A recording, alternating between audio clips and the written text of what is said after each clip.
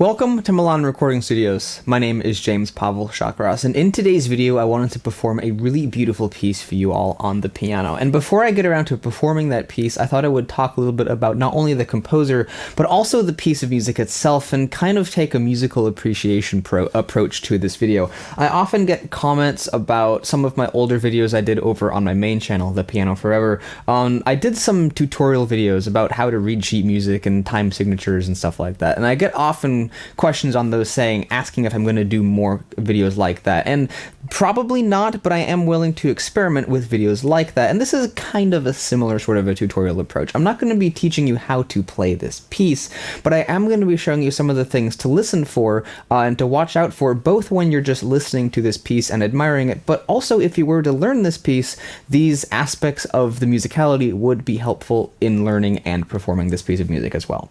So first of all, who was Eduard Schütt? Well, there's not a whole lot of information about him online. What I do know is that he was born in St. Petersburg, Russia in 1856, and he passed away in 1933. When he was 16, he decided to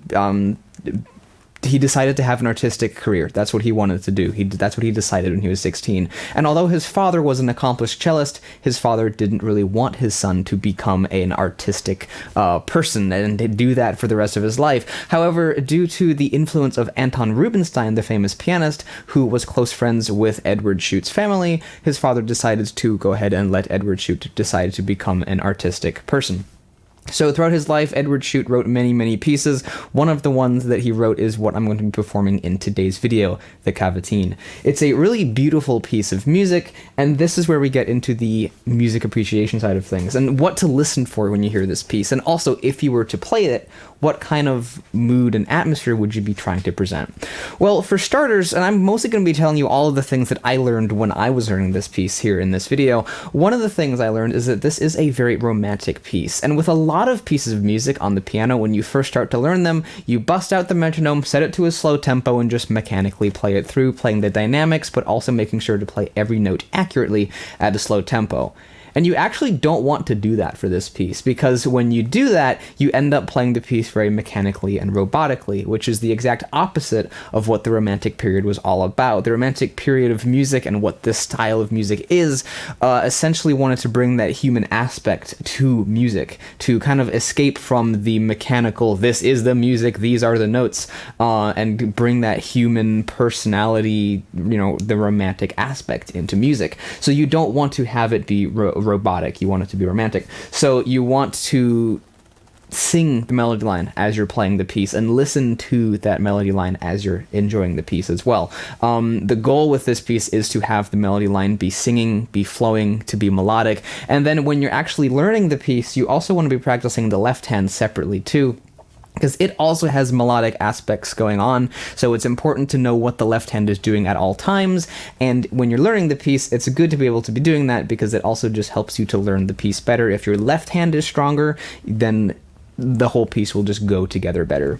In the middle section of the piece, the scherzando section, you want it to be fun, you want it to be bouncy, to be lighthearted, and to be energetic, and you want to completely change the mood of the piece.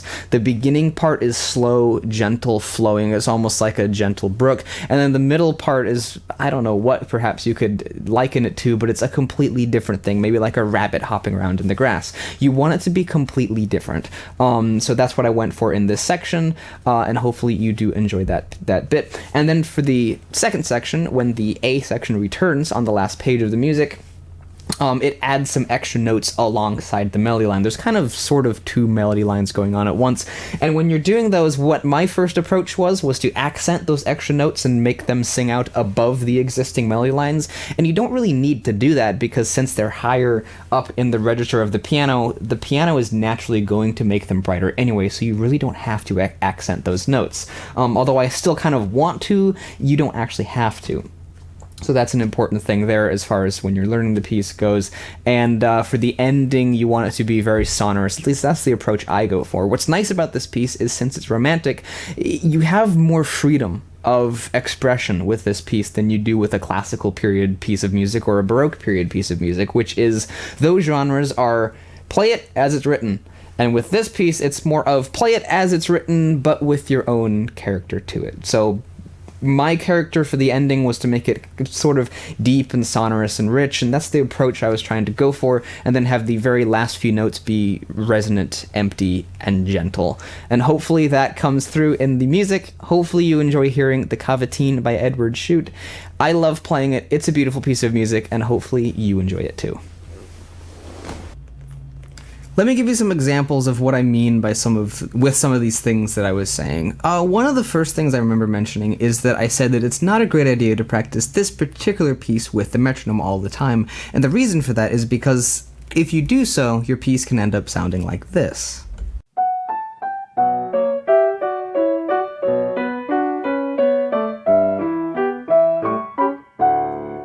And that's not the approach we're going for at all with this piece. We want something gentle, flowing, and like it says at the beginning of the piece, cantabile, which means in a singing style. Now, although it can be difficult to make a percussion instrument, the piano, sound like it's singing, it is possible to do, and as a result, if you work on that carefully, it will sound more like this.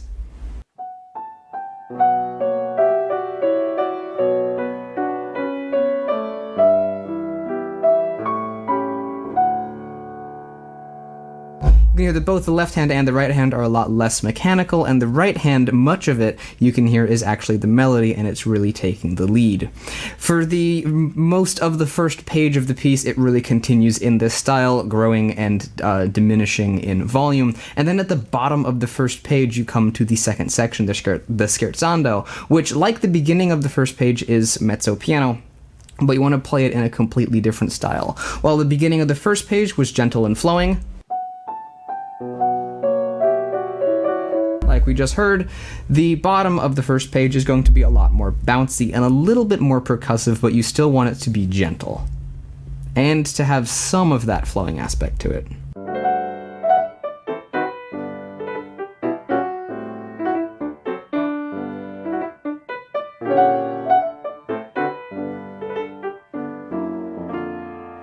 And then on those chords, because this is a romantic piece, you're allowed to kind of stretch the timing a little bit here. So for these particular chords, which are on the second page, I'm just going to move my first page out of the way. On these particular chords here on the second page, you're allowed to stretch out the timing of it, but then because you're taking some time there, you should give it back in the next section and kind of push the timing a little bit more there.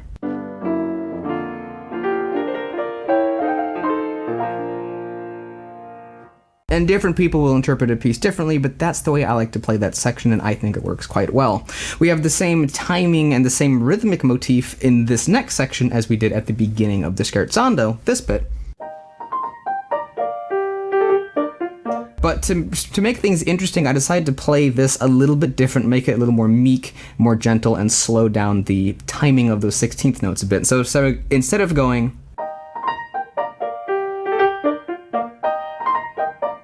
like I would have at the beginning, I kind of slow things down and make them more calm.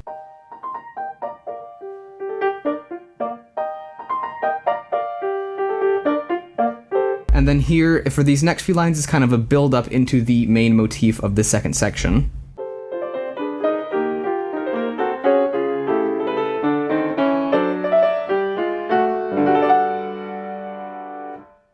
That big chord is introducing the return of the scherzando motif.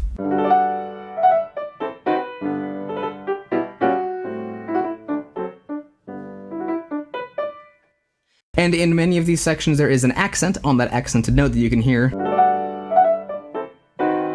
That note, but on the third measure, when the main motif repeats, there is no accent, so I really played into that, and I really decided to make it piano and very quiet, and just kind of take some artistic freedom and really change up those couple of measures to make them sound unexpected.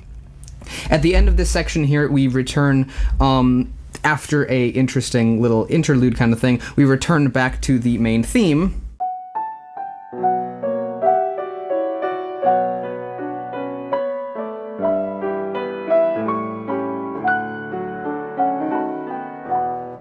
Returning once again to the slow, gentle, flowing motif we heard at the beginning of the piece of music. I'm saying the word motif, but it's really more like theme. I don't think motif is quite the right word to use there. It's more of a general theme and kind of an overall feel for that piece.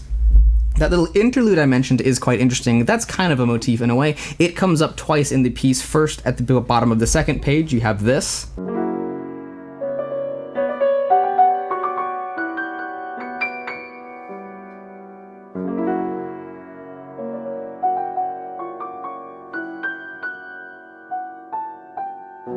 which then returns to that first theme that I mentioned. So that's kind of interesting. It comes back on the third page as well. And it's a bit more dramatic, a bit more flowing, and a bit more open on the third page too, with bigger chords to introduce the little line of 16th notes that runs up into the treble here, like so.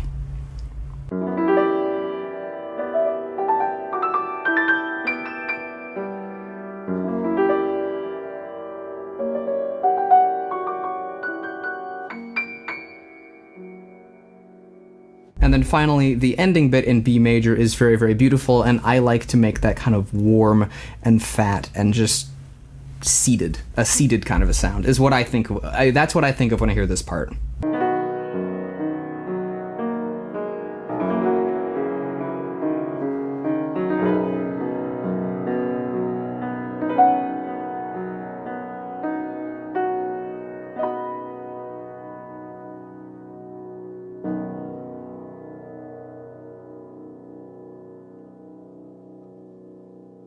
This part is also interesting because the melody is now more in the left hand than it really is in the right hand. In the beginning, we had the melody up here,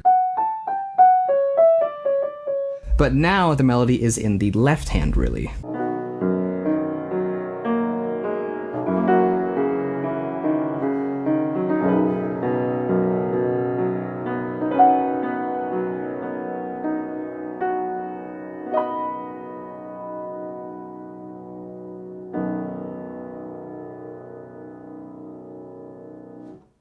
And now let's put all of those things together and listen to the piece as a whole.